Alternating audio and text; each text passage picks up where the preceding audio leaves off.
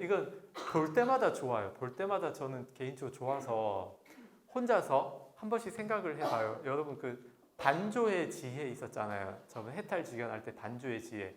나에게 남은 번뇌도 확인해보고 내가 제거한 번뇌도 확인해보고 이런 반조의 지혜. 그것처럼 이것도 한 번씩 이렇게 생각을 해보면 굉장히 좋아요. 자, 칠판. 묘 관찰지로 보면은 칠판인데 변계 소집성 측면에서 착각해서 보면 그냥 배로 합시다. 배. 널찍하니까 타고 갈 수 있는 배처럼 보일 수 있다. 그래서 칠판으로 가요. 칠판의 인연을 관찰해 보면은 뭐 이렇게 테두리도 있고 안에 중심 부분도 있고 받침도 있고 그쵸? 관찰을 해보면 테두리가 있다. 그리고 가운데 판 등등등 있다. 그쵸? 인연을 관찰을 해봐요. 인연을 파악하면은 테두리는 이거 뭐 스텐인지 알루미늄인지 모르겠지만 아무튼 그 뭐 스텐 글씨 짧으니까 그 테두리는 스텐이고 가운데는 뭐 플라스틱이더라. 플라스틱 판, 스텐 테두리 이런 식으로 더 구체적이죠. 그쵸? 인연이 파악이 됐잖아요. 여기서 중요합니다. 여기서 인연이 파악된 이 인연들을 분해했을 때 무엇이 되냐는 거예요.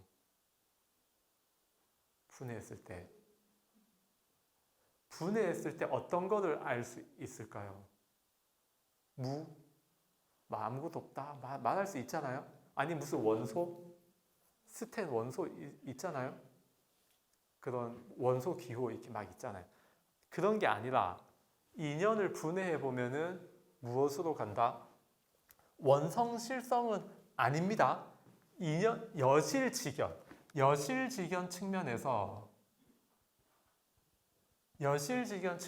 인연을 분해해 보면은 남는 것 그것은 무상고 무아가 남아요.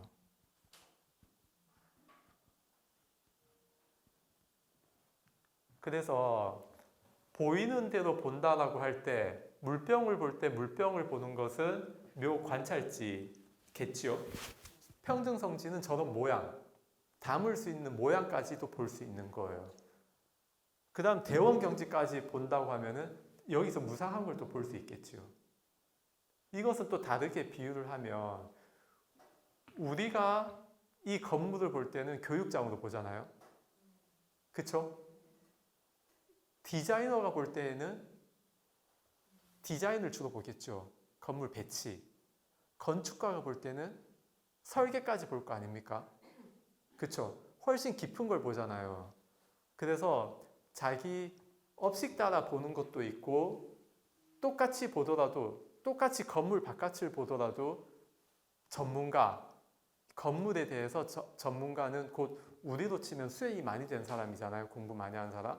그 경우에는 내부에 있는 것까지 또 볼 수 있다는 거예요. 더 깊은 것까지. 그래서 그 여실지견의 최고봉에 있는 여실지견은 무상고 무아를 함께 보는 것. 그래서 뭐 깨달음의 여실지견, 뭐 견성의 여실지견이라고 한다면 저거까지 보여야 됩니다. 저거 안 보이고 그냥 전구 인내 이런 거는 얕은 여실지견이에요. 그래서 나중에 여러분 혹시 수행하시다가 뭐 여실지견이 된 것 같아. 그러면 본인이 묘 관찰지의 여실지견인지 어느 여실지견인지 체크해 보십시오. 체크 스스로 할 수 있습니다. 그리고 이제 또 제6, 제7, 제8식을 이제 100% 연결되는 건 아닌데 약간 저기 변계 소집성까지 다 연결을 했을 때 이렇게 통째로 봤을 때 이렇게 한 줄씩 통째로 봤을 때 그 우리 선악에 대한 걸 또 판단할 수 있어요.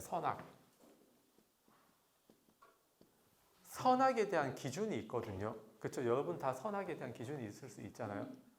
제6식에 해당하는 얕은 수준의 선악 뭐가 있냐면 이념 이념, 뭐 교육받은 거, 아니면 환경, 자기가 아는 거, 들은 거. 그렇죠? 내가 아는 것과 다르면 틀렸다고 하죠.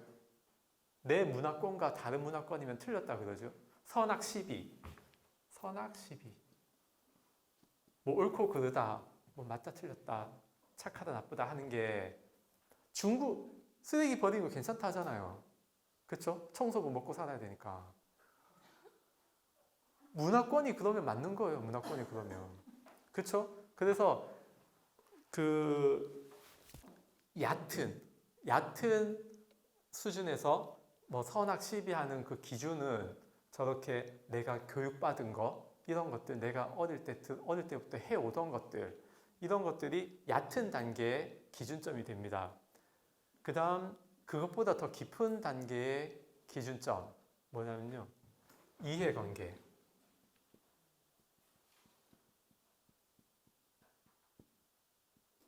이기심 같은 겁니다. 제7식이 이기심에 의한 자아에 대한 집착식이거든요. 제7식이 아치, 악연, 아만, 아애가 있어요. 네 가지. 자아의 관념에 네 가지가 있는데 자아 집착식이 제7식이에요. 그래서 제7식이 강력하게 작용했을 때 나에게 이익되면은 선이고 나한테 이익되면은 옳은 거고 그래요.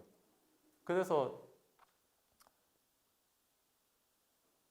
그 우리 삶의 과정을 보면요, 어릴 때, 젊을 때, 20대 뭐 이럴 때에는 이념이나 교육받은 거 많이 따라가죠. 내가 배운 거, 나는 올바르게 살 거야. 근데 30대, 40대, 50대 세상을 마주하고 난 다음에 그냥 나의 이익을 챙기는 게 결국은 남는 거더라. 뭐 세상과 싸우던 사람들 지금 다 뭐 진급도 안 되고 저 뭐 하고 있더라. 그러면서 나는 그냥 적당히 타협하면서 세상과 적당히 타협하면서 살아야 그게 잘 사는 거더라. 그런 식으로 가잖아요. 점점 이해관계, 나에게 이익되느냐 아니냐, 그걸로 선악시비의 기준점으로 삼는 종류가 있다는 겁니다. 그것이 제7식. 제6식은 변개 소집이니까 교육이 된다는 말이죠. 잘 바뀔 수 있다. 기준점이 이래 됐다가 저렇게 됐다가 막 바뀔 수 있어요. 근데 이건 잘 안 바뀌죠. 기준점이 나의 이익이 있으니까. 달면 삼키고 쓰면 뱉고, 기준점이 나한테 있잖아요. 약이 돼도 쓰면 삼켜야 되잖아요. 병이 될 것 같으면 달아도 뱉어야 되고. 제8식은 뭐가 있을까요? 제8식. 공심. 공공의 마음. 혹은 참여와 비참여. 참여, 불참. 참여, 불참. 이런 거 가지고 선악 시비를 해요. 저기 누가 훔치는 걸 봤어요. 그러면 신고를 해야 될 거 아닙니까? 그쵸? 근데 신고를 할 수도 있고 신고를 안 할 수도 있잖아요. 그쵸? 신고를 할 수도 있고 신고를 안 할 수도 있어요. 근데 보통은 신고 안 했다고 뭐라 하잖아요. 근데 요즘 이거 지금 엄청 크게 논란이 되는 게, 많이 알려진 게 요즘 저거 있죠. 위험에 처한 여자를 도와줄 것인가 말 것인가. 전통적으로는 도와줬잖아요. 전통적으로는. 근데 괜히 도와줬다가 고소당하고 막 그래가지고 이제 안 도와주자는 쪽으로 가잖아요. 불참. 그쵸? 그러니까 이거는 사실 그러니까 공부가 된 입장에서는 선악으로 나눌 수 없는 건데, 우리 삶에 비교해 보자면 이런 것도 참여하고 참여하느냐 마느냐, 그러니까 무관심, 불참, 무관심까지, 이런 것까지도 다 그 선악 시비하는 조건들이 될 수 있다. 그래서 여러분들 지금 세상에서 벌어지고 있는, 나에게 벌어지고 있고 내 주변에서 벌어지고 있는 여러 가지 그 분쟁 상황들을 분석해 보면요, 이 안에 들어가 있어요. 거의 대부분 이 안에 들어가 있습니다.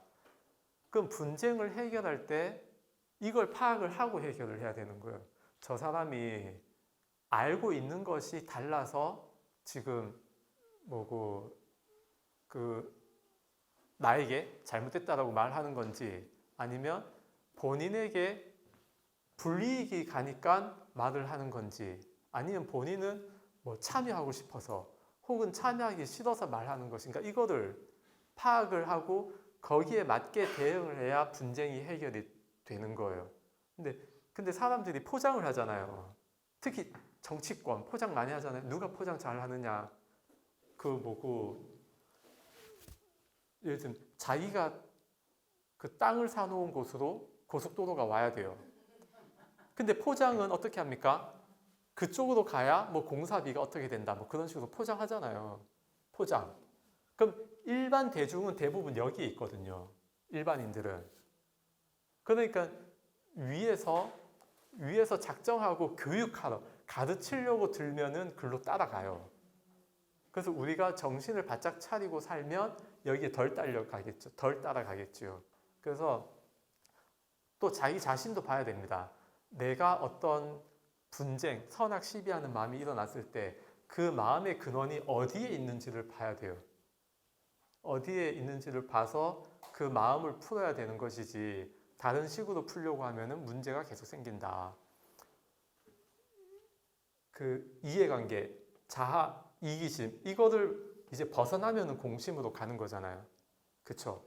그래서 저게 있습니다. 정말 뛰어난 지도자들, 공심으로 살지요. 공심으로 살면서 참여하잖아요. 드러나 있는 지도자들.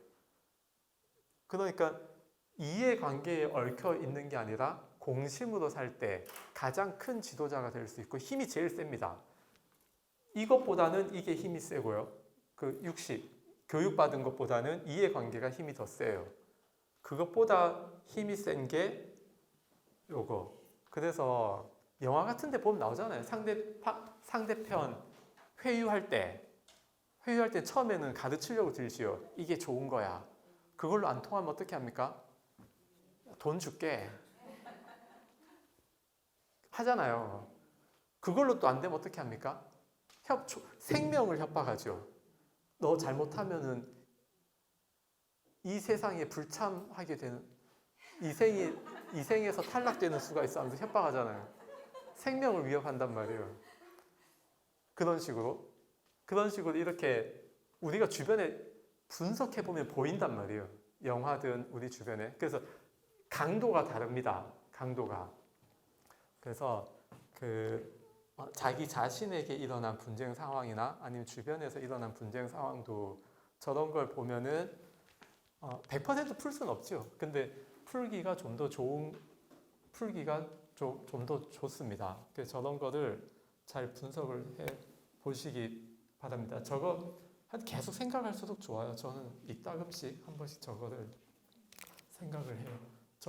아니 녹화가 안 됐다고 그러니까 안타깝네. 나중에 2학기 때나 해서 까먹을 만 할 때 그때 한 번 더 하도록 합시다. 선악 시비, 저거는 좀 많이 생각을 해보십시오. 생각을 하면 할수록 좋아요. 여러분 삶에도 적용을 해보고, 그러면 내가 선악 시비를 덜 하게 돼요. 저거를 계속 사유하다 보면 내 마음에 일어난 선악 시비 심이 보이거든요. 보이면 내가 뭐 이래서 될 건 아닌데 뭐 또 이기적으로 살긴 살아야 되죠. 그런데 내가 여유가 있을 때 더 욕심 부리는 거 있죠. 여유가 없을 때에는 내 거 챙겨야 되죠. 당연히. 근데 여유가 있을 때에는 이기적인 것보다는 공심이 좋다. 그래서 공적으로 뭔가 하는 것이 좋다. 그런 생각을 좀 해야 됩니다. 이거 제가 분명히 이야기했습니다. 아까 녹화가 안 돼서 그래요. 제가 이야기했어요. 묘관찰지, 변계소집성, 이게 1대1로 대응되는 것이 아니고 서로 다른 측면인데 이야기하기 위해서 저렇게 엮어 놓은 것 뿐이다. 그쵸? 또 원성실성에서 의타기성으로 가는 게 아니고 의탁이성을 중심으로 변계 소집성도 일어나고 원성실성도 일어난다라고 유식에서 말하는데, 이 이해를 우리 삶에 써먹기 위해서 단지 저렇게 원성실성에서 의탁이성 가고 변계 소집성 간다. 선악 시비도 마찬가지입니다. 저게 책에 나오는 게 아니에요. 제가 그냥 저기 배대해 놓은 거예요. 저렇게. 그러니까 뭐 교학적으로 맞니 틀렸니 하지 말고 저거를 우리 삶에 써먹을 수 있는가 없는가, 써먹는 데 있어서 저기에 잘못이 있는가 없는가, 요 측면을 좀 봐주시기 바랍니다. 오늘 수업은 여기까지 하도록 하겠습니다.